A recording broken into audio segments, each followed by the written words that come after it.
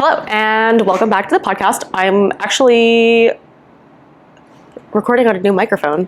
We will get into that story eventually, but if I'm shouting and projecting by accident, it's because I'm used to screaming to get to my mic that used to be on my hot shoe, but now I don't have to do that, and we can talk at a much more comfortable volume, which is great.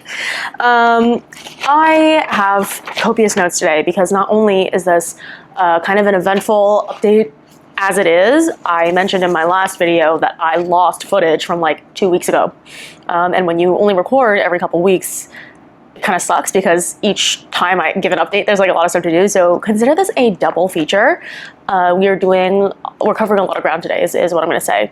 And it should be good. So, this is not going to be a short and quick one, but also knitting podcast update videos are not notoriously short and sweet. So grab yourself a snack and a drink. I will try to keep myself as brief as I possibly can, but just know that there's all kinds of juicy goodness in this one. We're just going to take our time and do what we do. So, first thing that I want to say is thank you for the very exceptionally warm response to my last two videos. I haven't had like a sit down, hang out and chat in almost a month now, so it's been a long time. The first one was my summer knitting video, and in that one I got a lot of validation for some feelings that I guess I didn't feel like I had the authority to really speak on, or really, I don't know, I just didn't feel like it was going to contribute much to the conversation, but to my surprise, it seemed like a lot of you guys shared and commented and, engaged with that video in some really, really awesome ways, and that was super, super enlightening and, again, validating for me, especially some of the parts around size inclusivity and how bust shaping is part of that.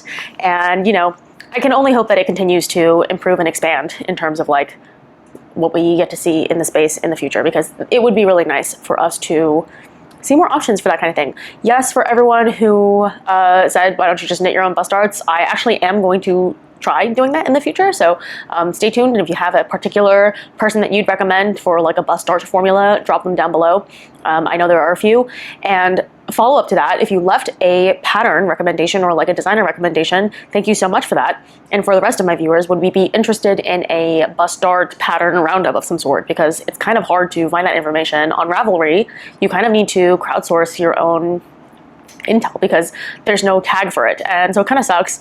I'm wondering if it would be useful for me to share as a resource.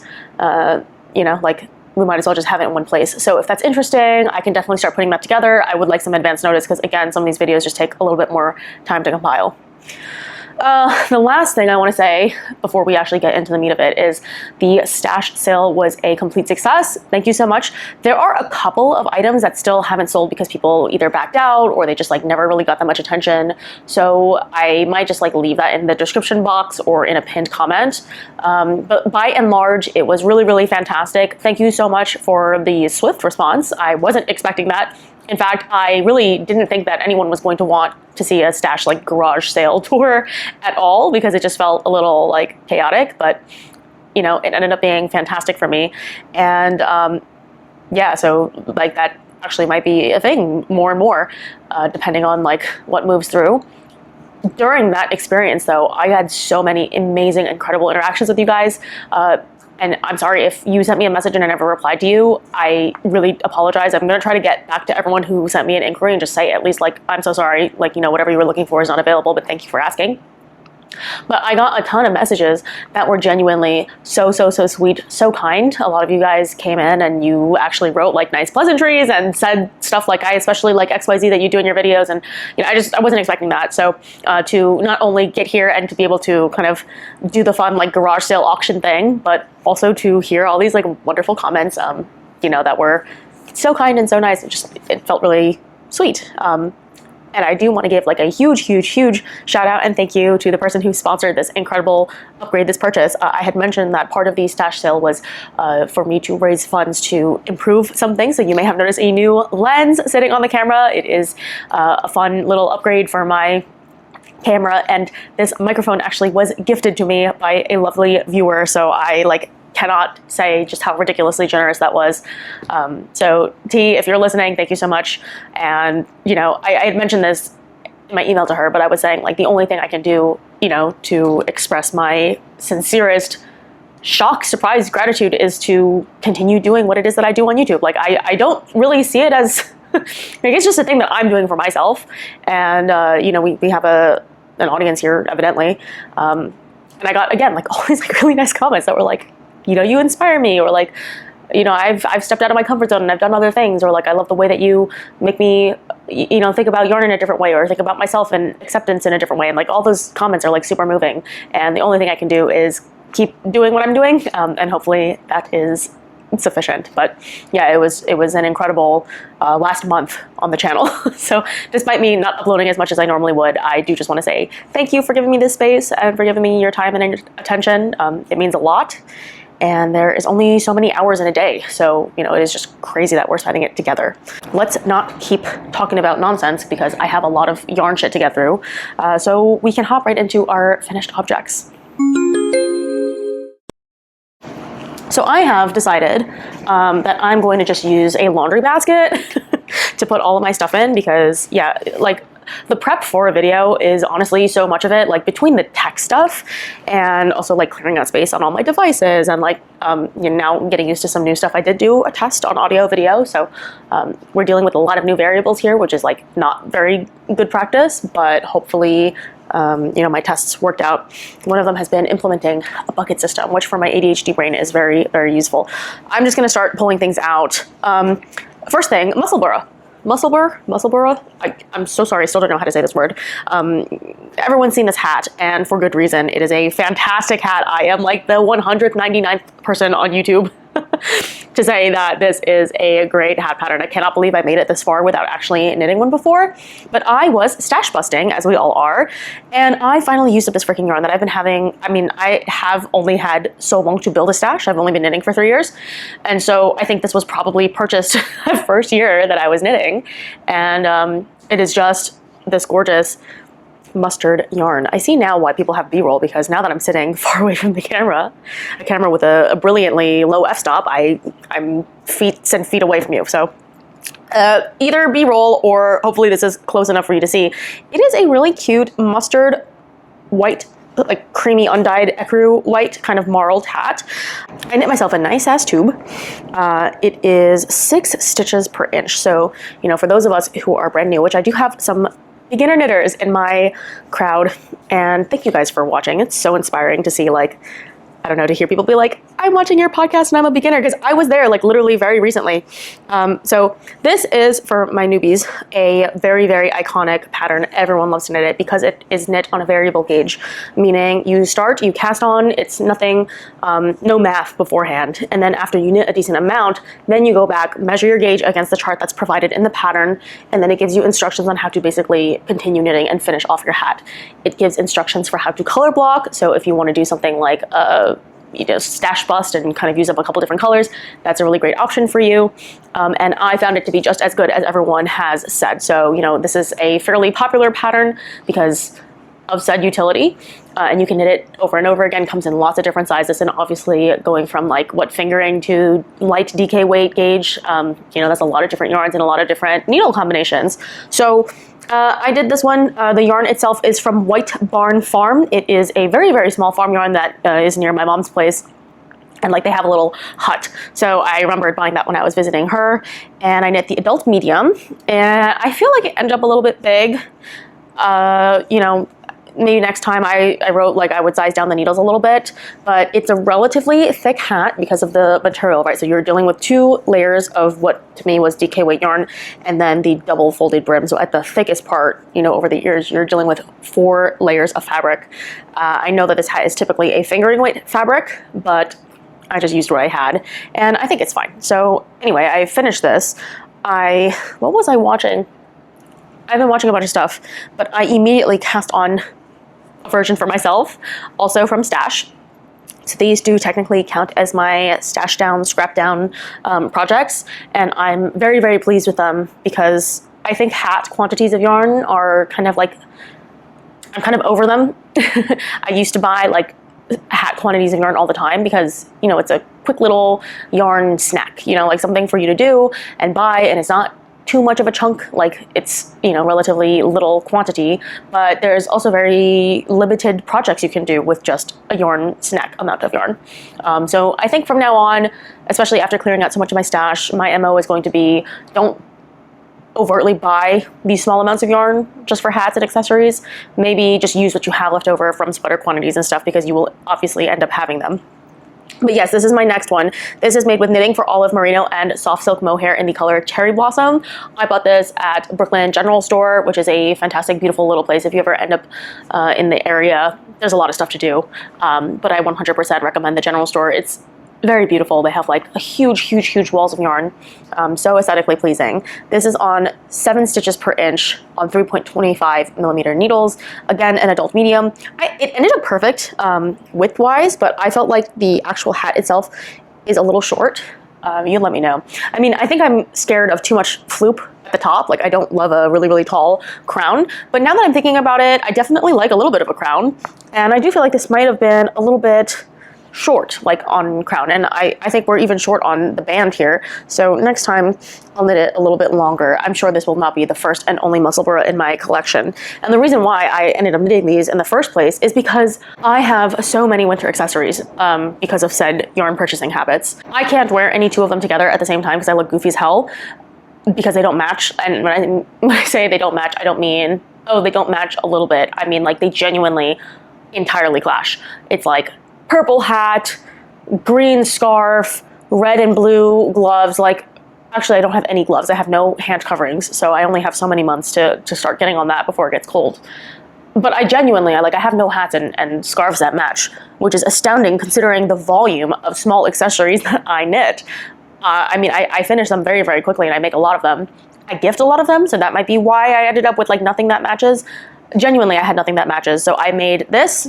I am on a mission to make a blue hat. I need to make a black hat or like a gray hat and maybe a lilac hat. And then I think generally I should be like up to speed for my wardrobe. But it was amazing. Like, I looked at my little section where all my accessories are, and yeah, literally nothing matched at all. So that was embarrassing and not positive, but I did get 2 things out of my stash during that time.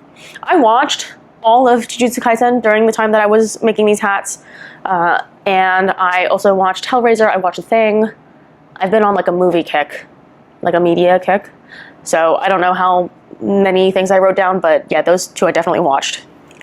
And then my last finished object, well, my last finished knitting object is the Vacation Vest by Park Williams. You might be saying to yourself, hey, this is a garment, why are you not wearing the garment, as everyone does on their YouTube channels? And I will tell you, it's because I just low-key think this is ugly. Like, it's a fine garment, I just think it's not working for me. So I knit it in, I think, a size 2 or 3. I'm so sorry, I think I might be hitting the lav mic, and my hair is moving a lot, so I don't know how people do this without things moving around. But this is the top. It's a very, you know what, I'll show you the picture of the top, and then I'll show you mine. Mine is in like this charcoal gray. It's totally fine, it's beautiful. It's made with this beautiful cotton wool combo, so you can see that drape, that shine is gorgeous because of the Pima cotton, but it's got some body because of the wool inside, and you know, the finishings are totally fine. Like, I like it. It doesn't show too much skin in terms of like, I don't feel like my, you know, like my bra straps are out or anything. Yeah, finishing is totally fine. Everything about it is totally fine. Something about it is just like not my style. I don't know what it is. I pinned it together, so you have to finish it somehow. You have to finish it with either a hook and eye closure, or, I mean, that's the way that Park Williams designed her pattern. But I think you could also add I-cord, you could add button clasps, like a frog clasp or something. And I toyed around with some of those ideas.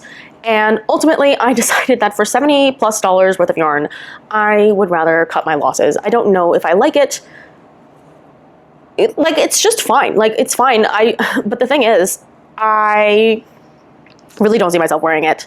And that's frustrating because it's not too dissimilar to what I'm wearing today. And the silhouette is not too dissimilar from the Rototop, which I wore a couple of videos back. Everything about this was an educated guess, and I kind of pretty much immediately realized that if I finished this in the sense of like putting like clasps on it, I would have a finished object, but it wouldn't necessarily be something that I was excited to wear.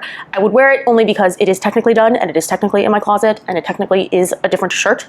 So in an effort to like not repeat the same shirt over and over again, I would put this in my rotation, but not for any real discernible joy, which is kind of not why I knit. Like, I obviously want to knit practical clothing, I got a comment that was like, why do you care about knitting clothing that is cheaper than clothing you can buy? You could just buy clothing and then also knit. And I was like, no, I don't have the money to buy clothing and also knit. I knit because it's a hobby and I can knock out the necessity of shopping for clothes, right? So like I do need summer clothing, and so I knit this. And unfortunately, it's just not something that I particularly enjoy knitting, and I don't particularly like the outcome.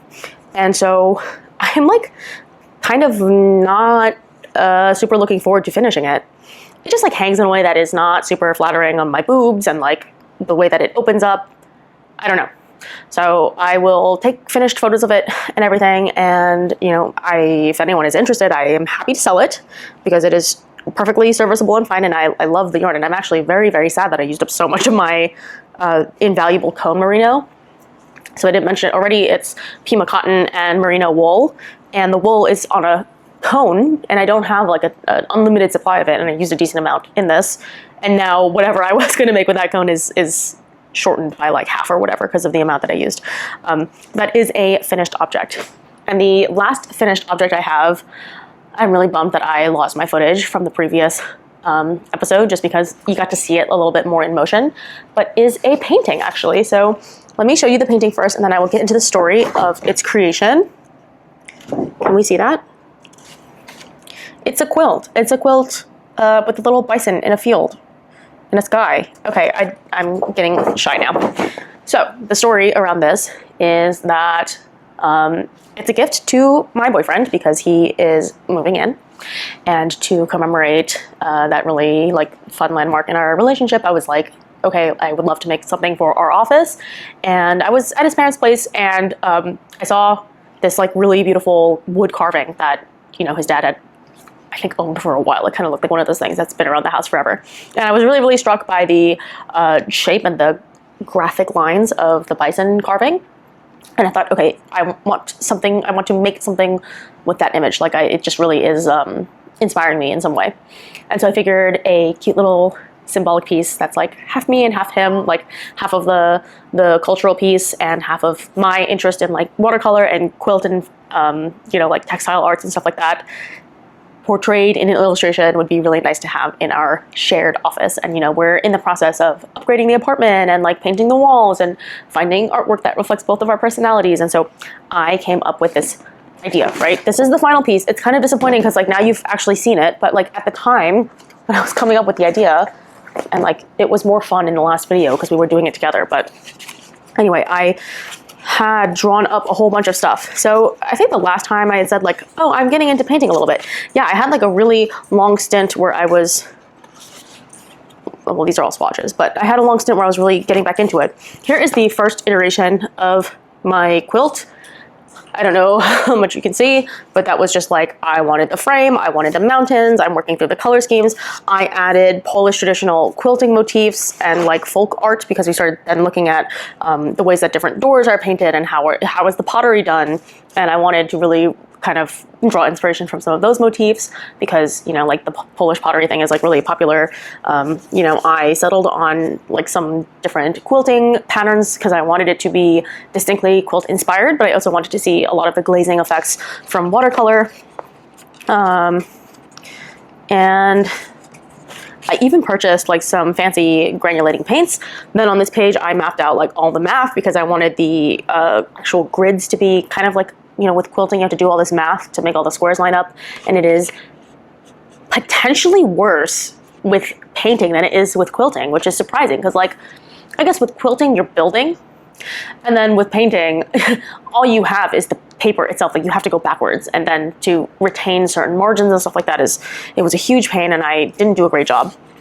And also this was bold of me because I have not painted in over 10 years and I've only ever painted one thing in my entire life that was this size. I mean, it's huge. So I really like took a gamble. I think I made exactly one little rough draft. So I've been painting, right? So like it started with some mini landscapes. Then I made my first little like practice mini quilt. Then I continued doing landscapes, and I was like, the landscape thing is kind of fun. I feel like I could continue doing a little bit of landscapes.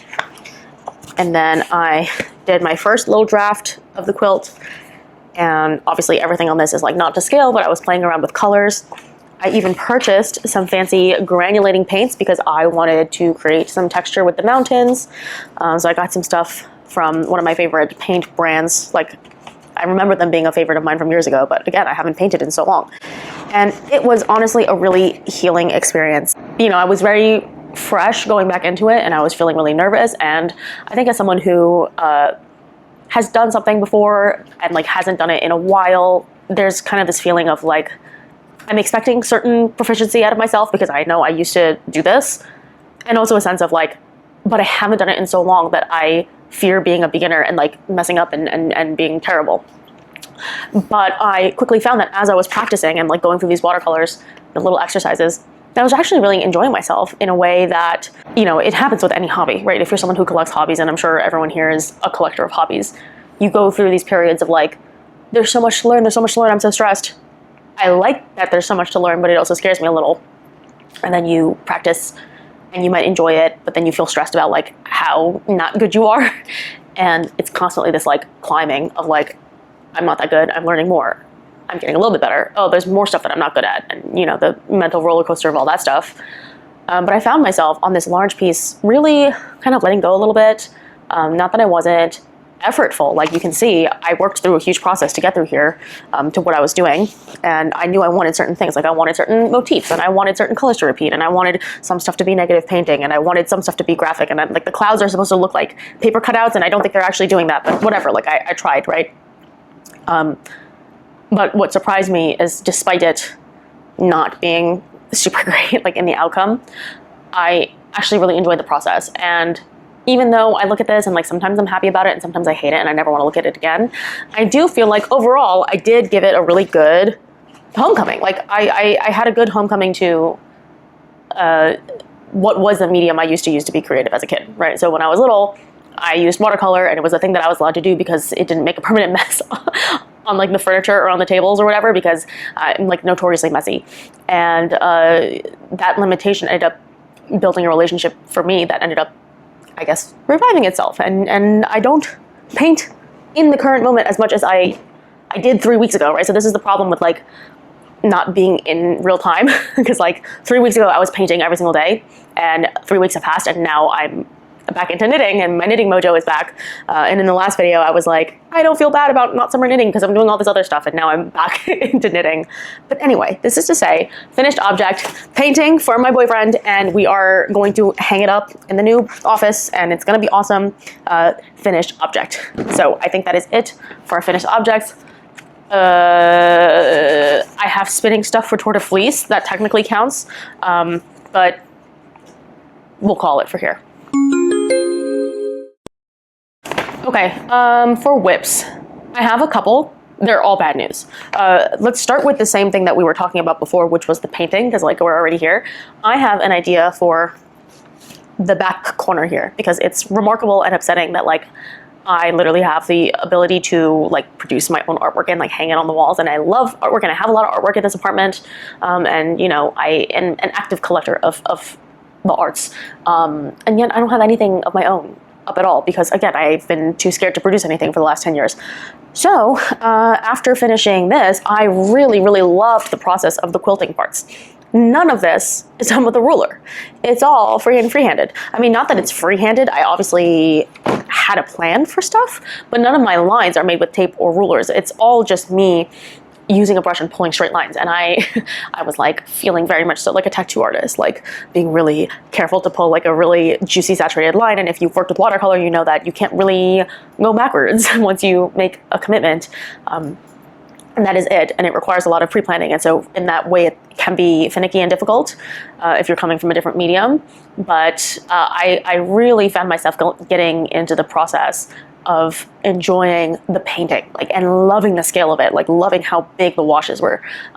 If I didn't have to draw another day in my life, I would be completely satisfied. If I had to be one of those like assistant, like laborers, you know, where big painters would just have their assistants do the backgrounds or whatever, they're like, yeah, just work on the plants over there, and as long as you don't fuck up, like, that's fine. That would be amazing. Like if I just had to like color in the lines and do whatever, I would be happy. And so I figured I wanted a couple of things for my next project. I wanted it to be nice as eye candy for my podcast in the background, and I wanted it to be big so I could enjoy the process of painting. I wanted it to be a continuation of quilting because I liked the motif of, or the restraint, right, of like putting your pieces within a quilt and having it kind of be a marriage between like fine art and textile art. And like, what does that look like? And I wanted it fiber arts themed. So it was kind of a couple of different wants. And I ended up settling with 2 different compositions, and I am really excited about them. So the first one I sketched up, I mean, I'm not done with any of them, so these are my whips, right? But the first one that I sketched up would be a quilt that has some sheep on a hill, and I refined it a little bit. Did I like continue refining it, or was that it? I think that might have been the only thing that I did. So sheep on a hill, you know, just grazing, because I think that's like a very, you know, common bucolic like thing that us fiber artists like. And then the second one was going to be a bunch of little quilt motif objects. And then from there, I was like, great, set. I like the idea. I like the idea of having the same repeating motifs. Similar flowers. I like the fact that the barn and the silo are going to be in both of them. I like the sheep. I was set on the idea. I spent probably 10 days straight trying to figure out color schemes, and it was really, really difficult to settle on one. I even made myself a little like rough draft of one, and obviously you can see I don't really like this because it didn't end up being our final color scheme. This one kind of has most of the motifs in place, but it just wasn't giving like the energy that I wanted it to give. This was like way too much children books, you know, illustration.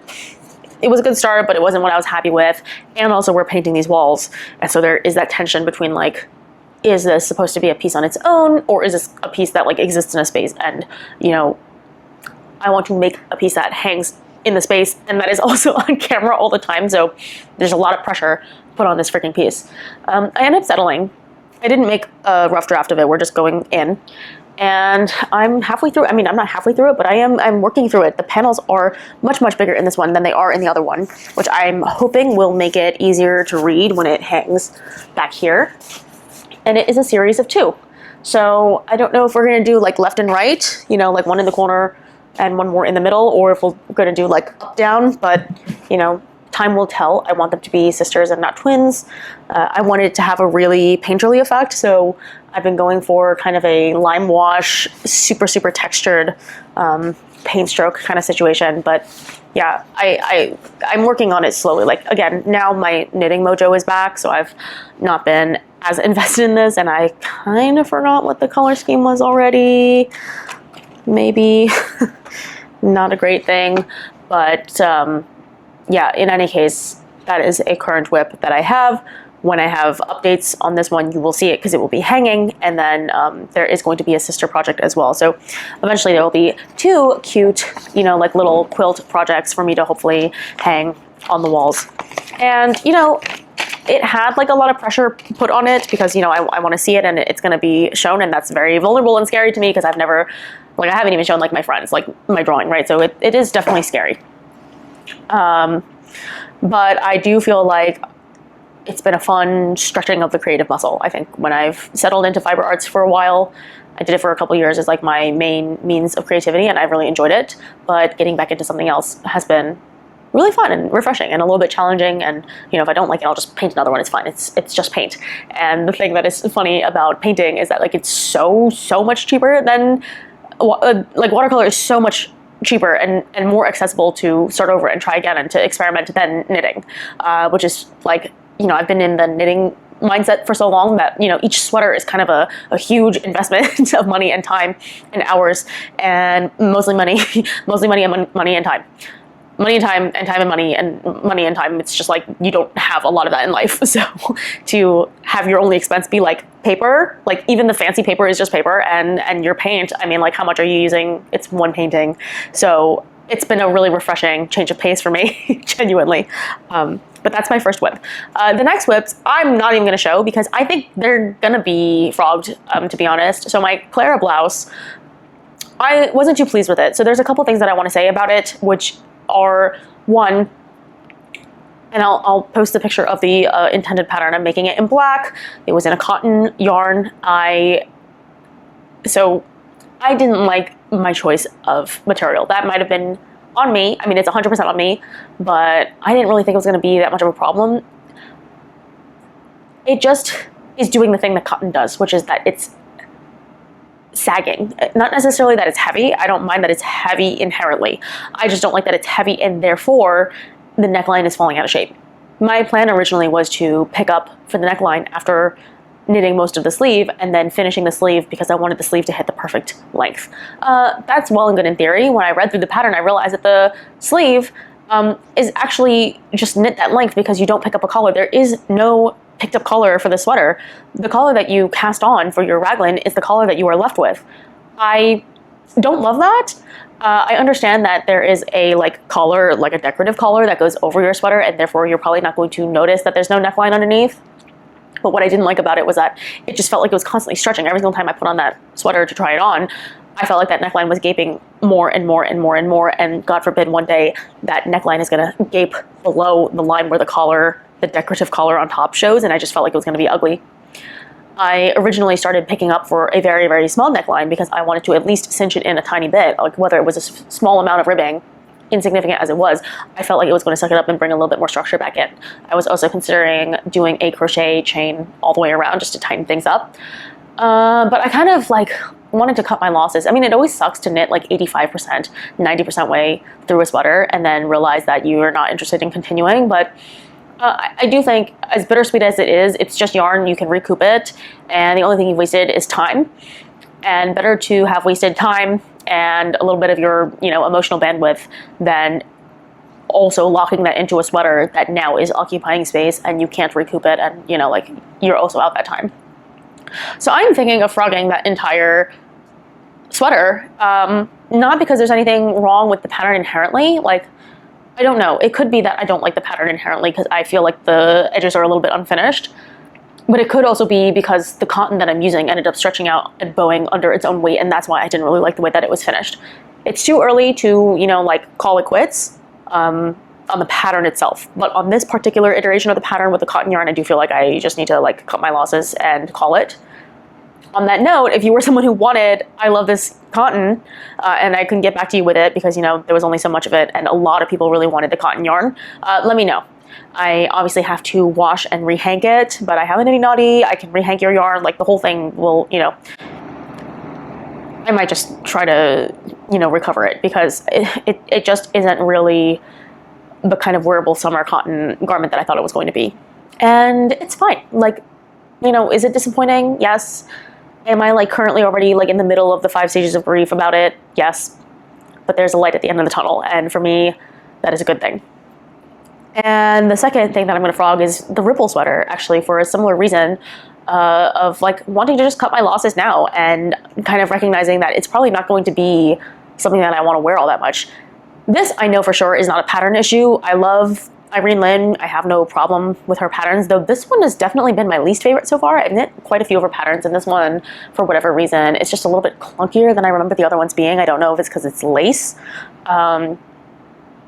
Yeah, not sure. By far, this one was my least favorite, but I'm knitting it in entirely the wrong color. It is rainbow. It's rainbow with teal, and I'm just even though I'm drawn to it as a yarn colorway, I think it's time to admit that as a garment, I'm kind of avoiding it, and there will only be so many opportunities to really get my money's back, my money's worth out of the wear time. And given that it was really, really expensive yarn, I just feel like it would be better suited in some other, either some accessory or a shawl or something. There are a million other ways I could use this in a better color combo. And my shoehorning it in as a Vogue Knitting Live garment, has already proven to be not that useful because it was supposed to be done by early spring, and it's now coming into late summer, and I'm not done with it, obviously, because I wasn't as excited for it as I should have been. So yeah, those are my whips. That is it. Let's talk now about my cast-ons and acquisitions because there's a lot of them. Obviously, it's been a while since we last spoke, so I'm going to try to go in chronological order from last time. And again, this is not including fiber-related stuff because my Tour de Fleece stuff will come after this section. But the first thing that I want to talk about are my knit-along items. So, I'm doing 2 knit-along things. One is the scrap along from Andrea Gone and Handmade by Gibb. And that is obviously just to like use up your summer stash, your summer scrap, your summer, I don't know if it's scrap along or stash along, but yeah, basically the idea is we're gonna get rid of some of our stash in the summer, which is fantastic. So that was a lot of the other stuff. But the other thing that I'm doing is knitting a double knit project. So if you've seen Jack talk about a double knit scarf and like learning how to do that, me too. And it is exceptionally hard. The Simple Gifts pattern was not the original plan. I originally was like, let's do, I think like Miss Marple's winter scarf, and it was this like cute little floral thing. And Jack found this incredible triangle scarf with these shaker motifs. I mean, it's gorgeous. I'm gonna put the picture up. Like obviously if you've seen it, you'll know immediately why it very quickly went over the hearts and favor of everyone else. And I'm doing it. It's not enjoyable. I have things to say about this, which is, okay, first, the pattern.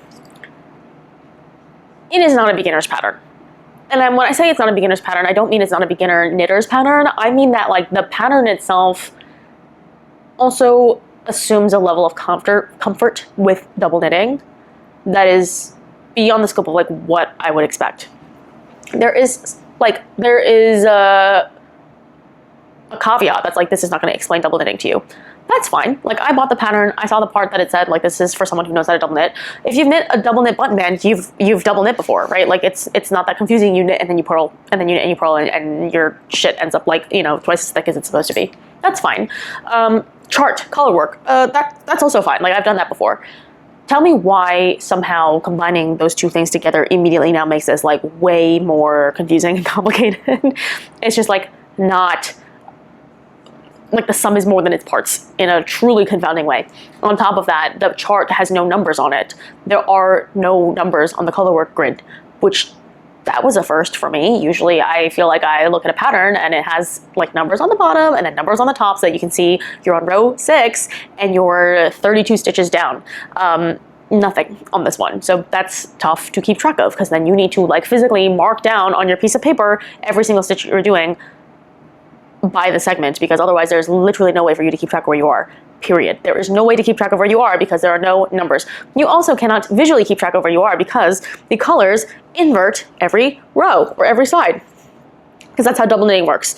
I understand that that's how double knitting works, and yet when you actually look at the pattern, your brain can never get into the rhythm of things. Like when I do any other colorwork project, you're like, okay, blue is the dark color and white is the light color. And so every time you look at the project, your blue is the dark color and your white is the light color. In double knitting, because you're flipping back and forth, but you're working on the same chart, you mentally now have to switch your main color and your contrast color every single time you knit. And that really stops you from getting into the flow of things. So we knit this in a group, and it took us like a collective really long number of hours to get to the point where we all knew what we were doing. I think like the first day we started, it was like, I kid you not, dozens of hours of figuring out just how to like do this mechanically. Because there is also a mistake in the chart. The way that it's written, the increases are like labeled wrong. And the also process of increasing requires you to like cable the corners, not described that way, but it is, I think, effectively a cable. And then there's like this jank increase. The result is beautiful. Like I cannot express enough that like the final product is stunning, and that's why we ended up persevering. But it was 100% something that it is and was 100% something I will only do because there are other people involved in this, and I'm 100% the last person. Like everyone, I think someone already finished, and many folks are like already almost done. And I just feel like there's no way I'm ever gonna wear this. This cannot ever get lost. It's gonna go in a shadow box on the wall. It's gonna be a display piece because the amount of hours I'm gonna sink into this is far and away more than any like Stephen West shawl or blanket or garment. Like I cannot think of another piece in my recent memory that has taken so much freaking brain power. It does get better as the rows get longer, but as the rows get longer, it is more and more finicky to read the pattern because the pattern is printed on 3 sheets of paper, so you have to like scroll back and forth. If you have any tips on how to get through this easier, I feel like I don't drink, but if I did, I would literally have to take a shot of vodka before I started any row of this, because it's like every time you do this, you need to take the edge off and lock the fuck in. It's not a pleasant, enjoyable project. It is rewarding in the sense that the finished object is lovely, but I will say it has been like an exercise of patience more than anything else. I am knitting it in Sandnesgarn Peer Gynt, the red and the blackened fig colorway, and the colors are fantastic. I could not be happier with the colors. The inspiration was a crusty old hat that my partner's dad owns, and it is a perfect vintage hat. We went fishing, and he was wearing this like crusty 90s hat that was like brown with red contrast top stitching, and I just thought it was fabulous, and I wanted something for myself, but the colors were not, like the brown and the red were just a little like warm and faded for me personally, and the colors that I gravitate towards. And so I felt like this would be a fantastic play on the brown and red. So I've got like a very purpley plum based brown, and then a beautiful true cool red. Love this. I'm happy with the result. I'm knitting it off gauge. I don't care. It's going to be a display piece at this point because there's no way I'm going to wear this. And it's doing the thing that it's not supposed to do, which is that the freaking edges are tight, and I can't do anything about it because there's no way to make them looser. So I recommend it if you want a challenge. If you feel like life has just been too easy these days, you just haven't been stressing enough, your knitting has just reached a wall, and you're up for a challenge, do this. Knit along with us. Like, join us, choose a fun little spooky colorway, and knit yourself a little scarf, because yeah, it's gorgeous, but it's a lot. Okay, this is the Sacred Sheep hat by Caitlin Hunter. I was roaming around my local yarn store wanting an impulse buy, and here I found it in the Galway worsted yarn. It's just a really classic, favorable worsted weight yarn, and here you'll notice the same color scheme of that red and brown. It's kind of a play on the original Sacred Sheep hat. Hers, I think, is black, white, and a shocking kind of like neon-y orange red. Love that color combo. Have always really enjoyed it, but it just, it wasn't scratching the itch, for the particular day that I was shopping, and I, let my heart lead, and I found this really, really gorgeous kind of like tomato saucy color. It's a little bit orange, it's a little bit red. It's heathered, which I always love. I love a dimensional heathered yarn, especially if it's commercially dyed, and so you're not paying for like an expensive tonal from an indie dyed company. But yeah, just ended up starting the Sacred Sheep hat. This was one day of knitting, so it worked up fairly quickly. I did the single fold brim version. This is another modular hat that I was really shockingly surprised by when I bought the pattern. I didn't really realize that it was modular. I don't know. I just looked at it and I thought the pattern looked good. And I was on a Caitlin Hunter kick. But it is one of those hats where you can knit it at different gauges. You can also adjust your band, and you can adjust your size, and there's, different numbers for different things and different charts for different poof heights. So depending on how much poof you want at the top of your hat, your chart repeat changes as well. So all of that, kudos to you, Caitlin, for a really nice pattern. And of course, the Galway yarn it's really affordable. It's really cheap. I get mine at Knit Tapestry. She does ship online, so by all means, if you want like a nice retailer, because I've never seen Galway on other sites, but it's a really like affordable, lovely yarn. I buy a lot of stuff from them, and you'll actually see another project with the same yarn company. But yeah, I haven't worked on this in like maybe 2 weeks, so it might be worth it to pick up again. Repeat is short and sweet. I love a stitch pattern that's geometric, and you get into a nice flow relatively quickly because you can just work through it nice and fast. So yeah, this is going to be another like brown and red colorway. Really cute. More graphic than I usually do for a hat, but this was more like an impulse buy than anything else, realistically. And I started that when I was at a botanical garden, which is always really nice. Like, I love a little outing and knit combo, so that was fun. And then the last hat cast on I have, and then I have garments, but the last hat cast on I have is the Terrazzo hat by PetiteKnit. Now, I believe this is one of her newer hats. I had the pattern for a while, but seeing that it's summer, I wasn't really like interested in looking into winter knitting until I lost my knit mojo and started knitting 1,000,001 hats, right? This is like the 4th hat of the video. Is this the 4th hat of the video? Like, it's a lot of hats, right? So I was on this like hat kick, and like I said, I'm trying to make hats in advance of winter so that way I can actually use my knitted objects in tandem. And this yarn you might recognize is from my Caitlin Hunter Bergman sweater.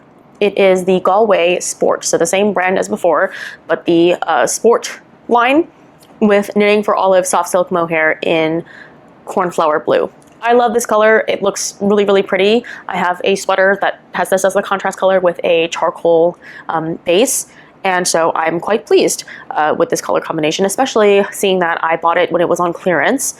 And these are leftover balls from that sweater quantity. So yeah, it kind of reaffirmed the idea that I shouldn't be buying yarn quantities for hats so much as just pilfering from my stash of like ready finished sweaters and knitting hats from that stash, because I will already have a sweater that matches it, and you know, it will work out for me that way. But yeah, I'm attaching the brim together. This is being knit on 3.25 millimeter needles. I will tell you again later, but I've started to change my ways. And if you've been on this channel for a while, you'll know that I've always bitched and moaned about doing anything smaller than 4 millimeter, and I refuse to do it, blah, blah, blah. Evidently, the girl has learned her ways, and she's righted her wrongs, and I've learned a lesson about, like, not, you know, saying, never saying never or whatever, right?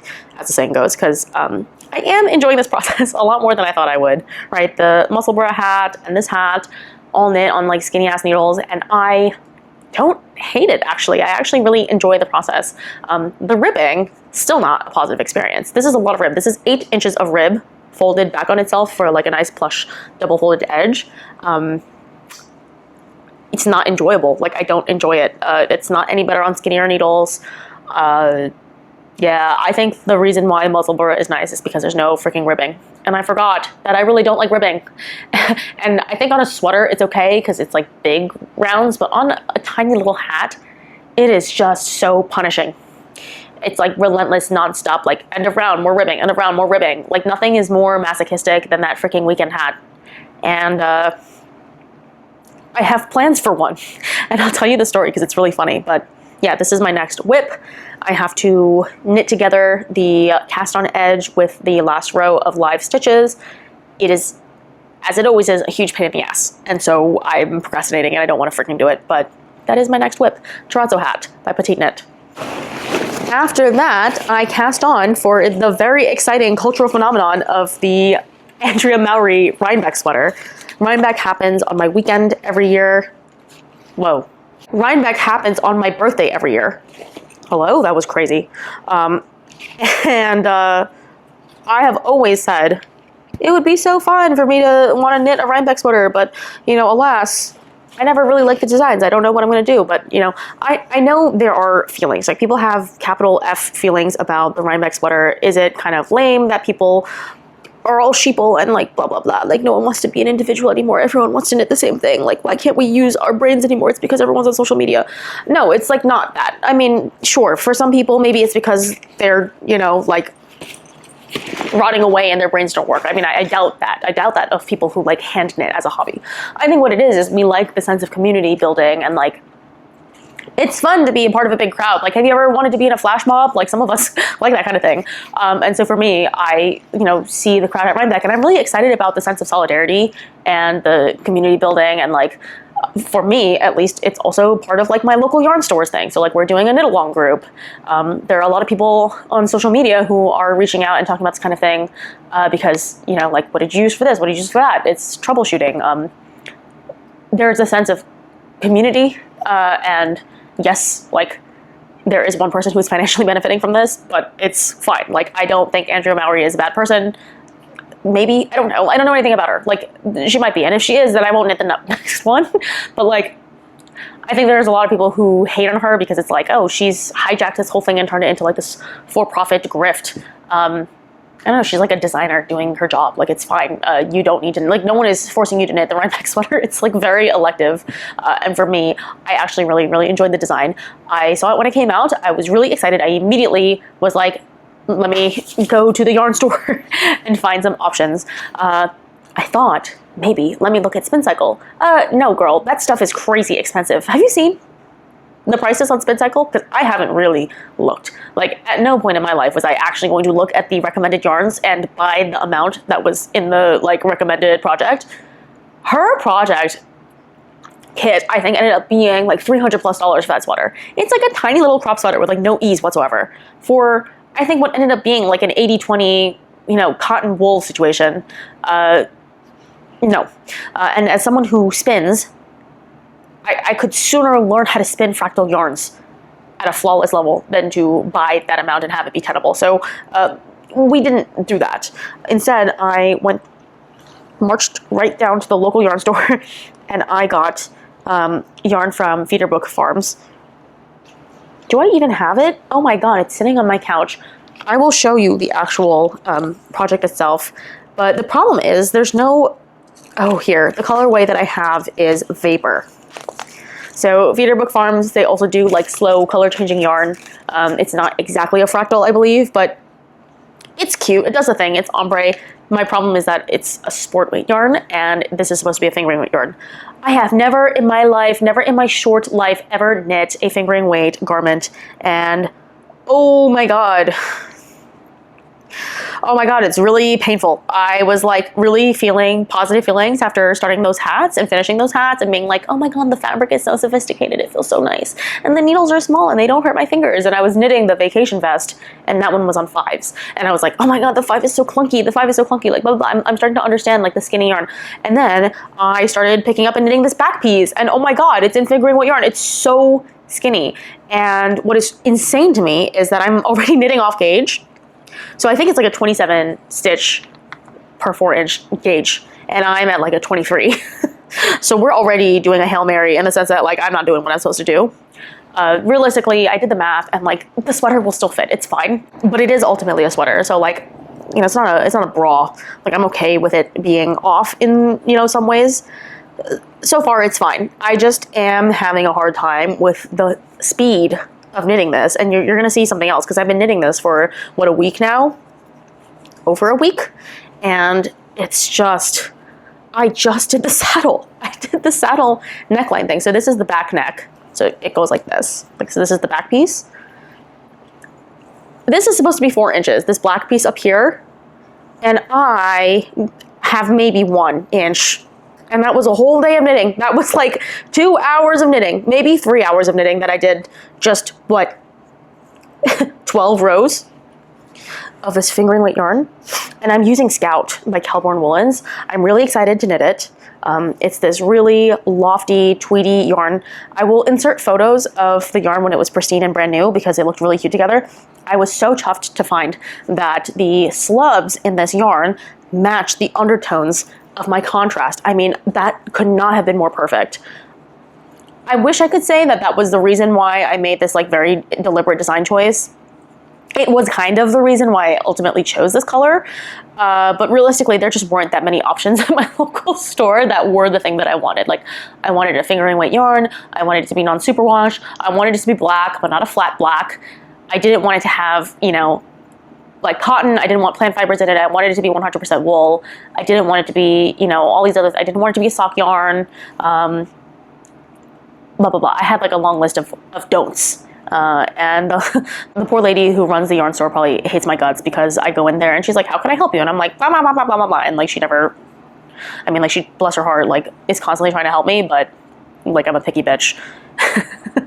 So realistically, the slubs are a happy accident more than a thing that I deliberately chose, because really we were out of options. But I am really happy with the way that they coordinate with each other. I think it is fantastic. It's beautiful. I only purchased 2 balls at the time because that's all she carried in store. And when I go back inevitably for more, I'm sure I will pick up other stuff at the yarn store. This is now my only local yarn store, and thank God, because, you know, not having more option definitely, you know, limits my consumption, because, you know, I can only impulse buy so much when there is only so much choice. So that has helped a lot. But this is a tough knit, because it just is so slow going. Really enjoyable though. I love the color changing. I think that's why people really enjoy, you know, the SpinCycle stuff. It really just is expensive. So I remind everyone that my spinning is up for commission. So if you would like your own SpinCycle yarn, let me know. I will make you some. A fractal spin is 100% doable. I actually found out that it's actually a semi-beginner kind of color management technique. It's actually not that hard to do. I know how to do it. I have just never purchased the fiber to do it. So if you would like a fractal yarn, hit me up on Instagram and we can make it happen. I will get you that yarn for like way less than whatever the hell they're selling it for. Will it be professionally spun? Absolutely not. But yeah, that is the joy of color changing yarn, and I'm really pleased so far that it looks very wearable. I find that sometimes the whole thing with really compelling yarn is that it doesn't make a very compelling garment, and so far I've had a really poor track record of wasting my money on expensive yarns that end up producing garments that are just maybe not as wearable and I don't know, it's almost like you buy a yarn because you think it's going to be a spectacular product, and then you knit the product and you're like, oh, it was actually the prettiest as a yarn, and like maybe should not have been a sweater. So yeah, that's my Antipodes, my next cast on. My very last cast on, which is a very exciting one, I think, for me, and I will show you, is a project that I am just about finished the current ball, which means it's time to switch projects, which makes me really sad, but that one moved along really, really quickly, actually. And that is my Maggie cardigan by PetiteKnit. I cast this on exactly 5 days ago, and it is a yellow cardigan. I never wear yellow, probably because it's not a great color on me, but this one is like not terrible because it's not a particularly warm yellow. It's like as cool as a butter yellow can be. But I found this fantastically amazing fluff yarn at a like beachside yarn shop. So we were at the beach. It's kind of like a bummy day because like we went crabbing and I didn't catch any freaking crabs. I mean, we caught one crab, but it wasn't worth keeping. So after like waking up at the ass crack of dawn and crabbing and not being successful, I was like, boo, I'm sad, let's go yarn shopping. And I ran into this incredible stockist of Chelsea Luxe Yarns. It's a local yarn to New Jersey. And she makes some really, really amazing, tasteful art fibers and just beautiful colorways. Unfortunately, a lot of it is just not suitable for my palette and like not colors that I want to wear personally. But I did find this beautiful yarn with neon neps in it, and it's floofy and it's gorgeous. And I spent a ton of time in that store just trying to figure out what I could do with it, and I finally decided to let it be its own thing, and I held it double with Elderflower Merino by Knitting for Olive, which is basically the exact same color as the fluff itself. I believe the fluff is undyed, and I will tell you why in the future. But because it's undyed, it has like that creamy yellow base, and I kind of wanted to lean into that. Bought a creamy yellow yarn. You know, the creamy yellow yarn could be mistaken as just an undyed wool, depending on like what kind of breed you're talking about. But it is unmistakably a baby yellow. And I think with the neon neps, it is absolutely fantastic. You were looking at a steek version of the Maggie cardigan and knit off gauge. So the Maggie is a sport weight cardigan knit with Cardiff cashmere, which is kind of like a sport weight yarn. And for me, I'm knitting on a squarely DK yarn combo on 3.5 millimeter needles instead of the 3.25 that she recommends. Is that what it is? Or am I knitting on 375? 375 instead of the 3.5 that she recommends. And so far, I'm loving it. I think I didn't do any size modifications. I'm knitting a size 3. No, I'm knitting a size 4. I'm knitting a size 4. I should have knit a size 3. You know, like in retrospect, because I am sizing up with, you know, the width of my yarn and the width of my needles. So I probably should have sized down 1 to compensate for that. But honestly, I'm not upset about it because the fit of the shoulder is so spectacular that I think, you know, no matter what I do with this, it will be better than a drop shoulder for me. I'm done with drop shoulders. I'm simply done. I don't think I will ever make another drop shoulder again unless it's expressly for a particular reason. It just sucks because the default for so many designers is that drop shoulder construction. And I kind of knew I was moving away from that, like mentally, but when Nora did her like full comparison of all her sweaters and she divided them by like raglan, drop shoulder, circular yoke, set in sleeve, it really, really demonstrated in like, yeah, it was just like full demonstrable detail, like why fit and shoulder construction is so important to look at like under a fine-tuned microscope, because it just makes the world of a difference in fit. And when we're talking about a hobby that requires so much time and money and investment of all kinds, like emotional and physical and, you know, all that jazz, it just makes sense to be more discerning.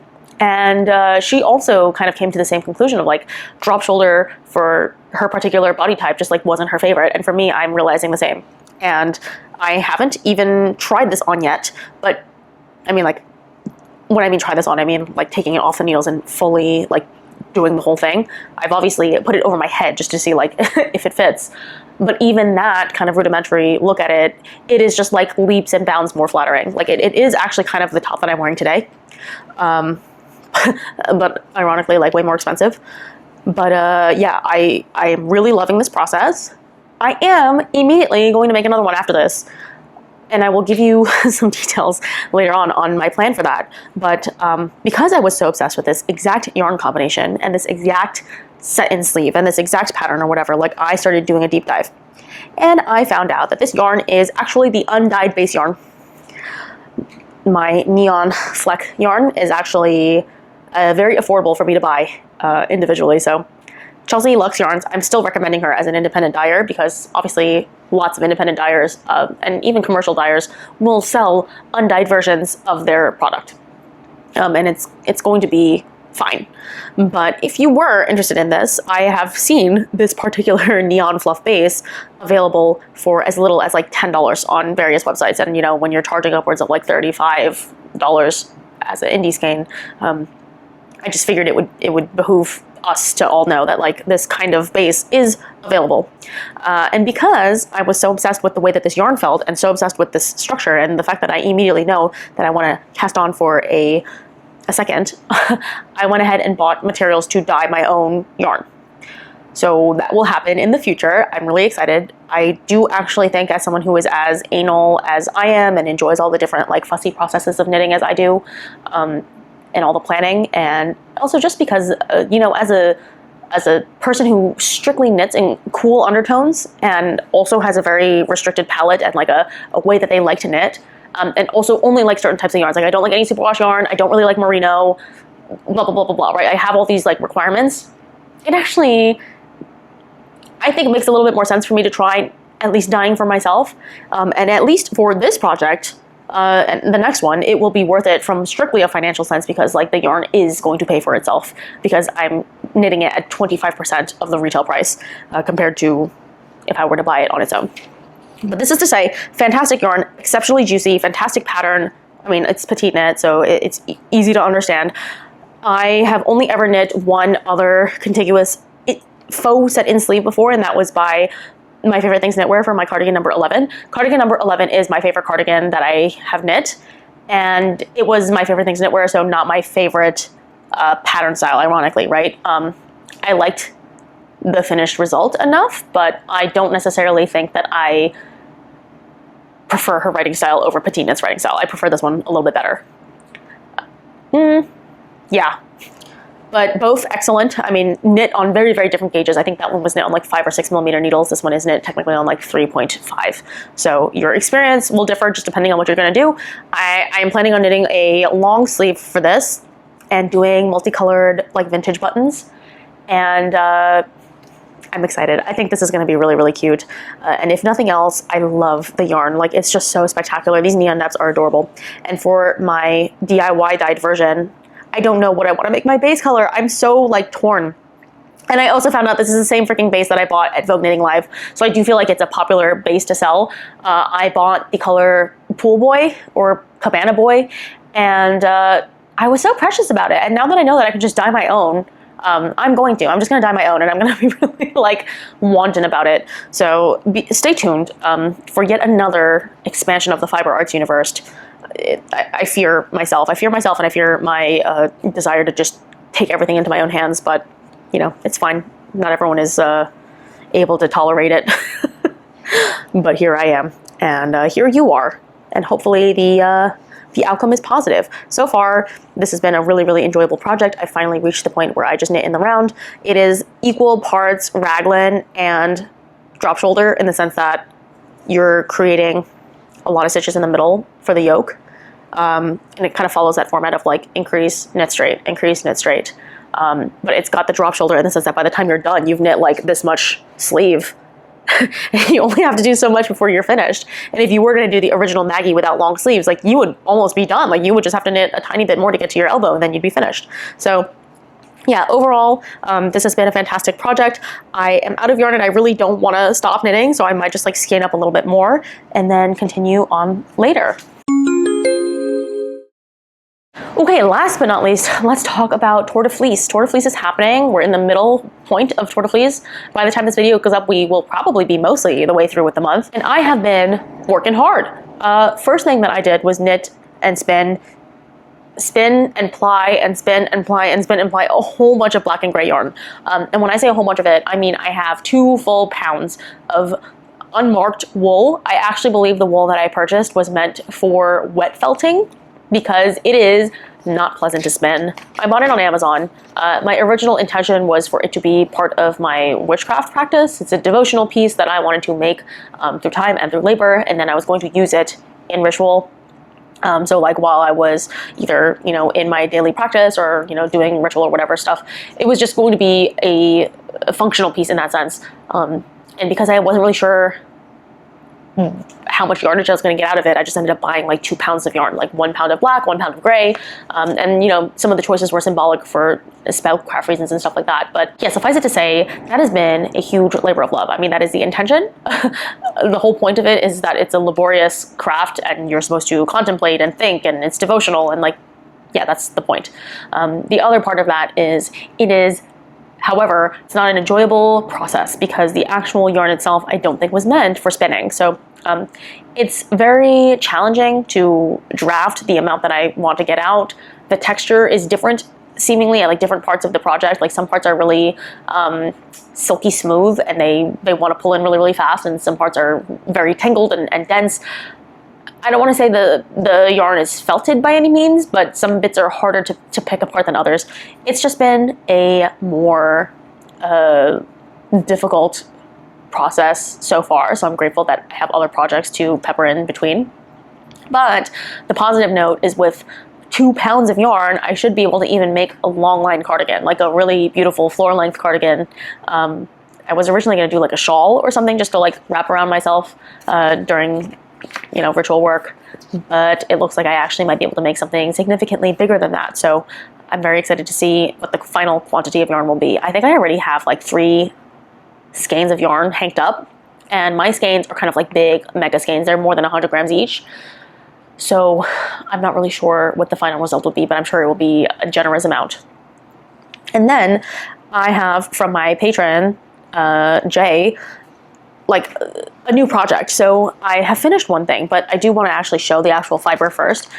We have decided on a red tonal fiber, and we're doing that by mixing, and I braided this, but we are going to do a 2-ply red yarn with some, oh man, I braided this wrong.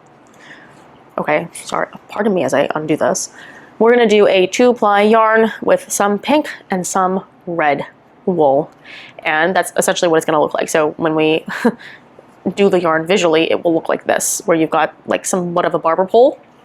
The yarn is wool and silk and a little bit of viscose, ultimately. And I will leave the details of the actual Etsy store down below.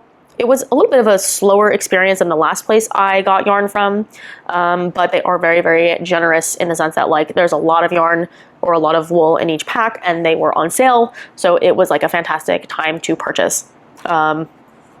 And it's gone well. I will say that viscose / bamboo, not my favorite, definitely slippery. You can get a really, really fine twist. And I find that I could get a really, really nice single out of it, but it was pretty stressful.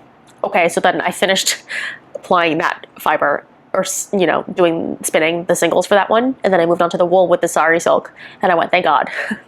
Wool and sari silk, I love that combo, it's gonna be so easy. No, that one was also really hard because the sari silk, when it had gone through the carding process, I guess there were kind of still big chunks, and so this red part was significantly different texture, wasn't able to get it as thin because I wasn't able to draft the silk as finely as I was able to draft the bamboo. So it was just a little bit like tricky here and there. However, I do have my first skein done. I washed and hanged it up today.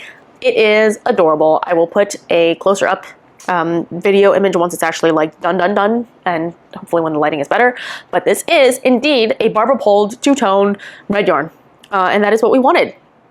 So I'm pretty satisfied. It's significantly thinner than the last yarn that I made, which was closer to like a worsted Aran. This is definitely closer to like a DK weight, which I'm pleased about because, you know, I just feel like it's a little bit more workable. And because it's not a chain plied yarn, it's a lot less textured. The chain plying I got a lot better at recently, but it's still not perfect. And of course, at the beginning of Tour de Fleece, I cleared all my bobbins, so there's a couple of like finished pieces there. But you're not here for Tour de Fleece, we're just talking about like the general stuff. So yeah, Jay is getting another commission. If you're watching this, then here's your like semi-spoiler, but all of that will be worked up. We're probably gonna get 2 nice big hanks out of this.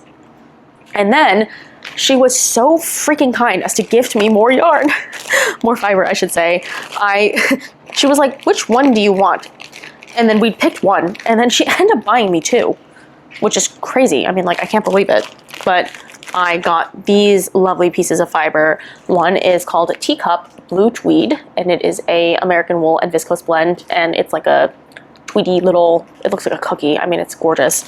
And then this one is called Melted Snow, which is 70% merino, 33% nylon. So I think these are going to be slightly difficult to actually work with. Because, you know, anything that has like the nylon or the bamboo or whatever, it's just like, it's slipperier, but I do think it'll be absolutely gorgeous. My plan, I think, is not to do a barber pole, but actually a blended piece. I think it will maybe work up a little bit easier that way, but I'm not positive. I have no clue. And in total, this is around 12 ounces of fiber. So that's quite a lot. It should be a decent amount, maybe even a sweater's quantity. And then I went ahead and purchased 3 more for myself from the same seller because they were doing a sale. I think 4th of July is when I purchased. So I purchased Hyacinth, which is 100% merino. It's just a lilac. It looked a little bit stronger, like on the image on the website, like it looked more saturated. It's looking a little bit more, frankly, like sophisticated. It's like a more desaturated lavender, if you will. Hyacinth is a good name for it. It's a lavender with a little bit of blue, right? Like that natural blue color that sometimes comes out in these like summer flowers, but stormy. It's quite an earthy purple, which I really enjoy.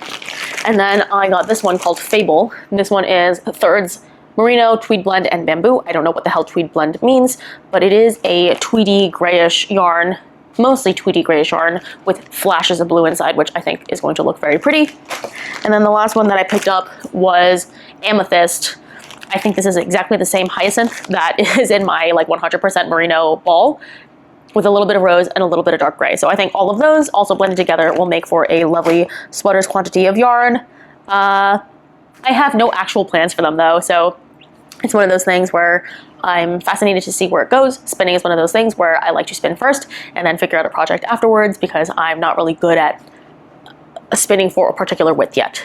You still need a lot of practice to do that, and I'm just kind of enjoying the process and trying to control my handling so far because yeah, the nylon and the merino, they're not necessarily easy materials. My favorite so far has been BFL. BFL has been by far my most successful spinning experience. I have a beautiful mini skein of rainbow BFL that I chain plied at my mom's place recently. And it was just like whatever was on my bobbin. I mean, I can't remember where I put it. Oh, here it is. This was a BFL that I bought at Rhinebeck, I think 2 years ago. It was the color of the year. And hanged up like this, you can't really see, it doesn't really do it justice. This is my only souvenir after the fact because I sold the yarn. But it is a perfect rainbow from tip to tip, and it looks so good and it's so cute. And I'm just like, I wish I had more BFL. So if anyone wants handspun BFL, please contact me because I would love to spin it for you. And FYI, spinning fiber is cheaper than buying yarn.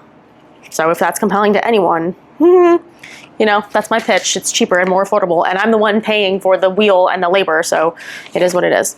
I don't want to get too much into future plans because I feel like I'm very tired and I need to go, and my camera is shouting at me because it's out of battery, but that is the video. Lots of stuff let me know what you're working on. Let me know if you're surprised at all by any means that I'm like gonna try to start dyeing fiber. I feel like I was surprised and then I came around to it, and now it's like, yeah, girl, you were obviously gonna do this anyway. Like, how long did you think you could push this off? Thank you for watching. That's all I have for you. I will see you on the next one. Thank you so much for being there for me and amazing and awesome. If you have purchased yarn, I'm off to go handle that. It's a lot of processing. Please be patient. I should be getting back to everyone with tracking numbers and everything, but feel free to like contact me, reach out again, just be like, hey girl, I need information right now. But it is many packages. It's like 40 packages. So, you know, it's a slow process. It'll be slow going. USPS is not known for being super fast and easy to work with. So rest assured, I'm working on it. Thank you so much. And I will see you on the next one. Bye.